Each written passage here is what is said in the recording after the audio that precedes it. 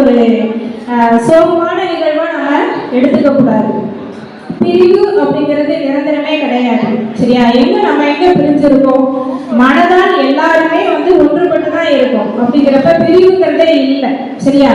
அதனால நீங்க அடுத்த ஸ்டெப் என்ன, உங்களுடைய லைஃப்ல என்ன பண்ணணும், எதை அச்சீவ் பண்ணணும் அப்படிங்கிறதுல மட்டும் உங்களுடைய கான்சன்ட்ரேஷன் அப்படிங்கிறது இருக்கணும். எல்லாரும் நல்லா படிங்க. எதிர்காலத்துல படிப்பு ஒண்ணுதான் உன்னை ஒரு தனித்துவப்படுத்தி காட்டும். உங்க சொந்த பந்தமா இருக்கட்டும், அவங்க ஃப்ரெண்ட்ஸா இருக்கட்டும், இல்லை ஒரு சமுதாயமா இருக்கட்டும், உன்னை தனித்துவப்படுத்தி காட்டுவது அப்படிங்கிறது கல்வி மட்டும்தான். அதனால கல்வியோட முக்கியத்துவம் அப்படிங்கிறது என்னுடைய லைஃப்லயே நான் நிறைய விஷயத்துல புரிஞ்சிருக்கேன். நிறைய விஷயங்கள் அடிபட்டு நானும் சாதிச்சு வந்திருக்கேன். சரியா? அதனால கல்விங்கிறது அவசியம். இந்த கற்ற கல்வி அப்படிங்கிறது நமக்கு கடைசி வரைக்கும் வரும். உன் சொத்து, உன்னுடைய சொந்த பந்தம், அப்பா அம்மா யாருமே வரமாட்டாங்க. எந்த உறவுகளுமே உன் கூட வர போறதே கிடையாது.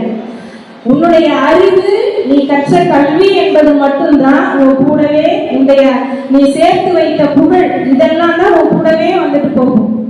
கடைசி வரைக்கும் உன்னோடய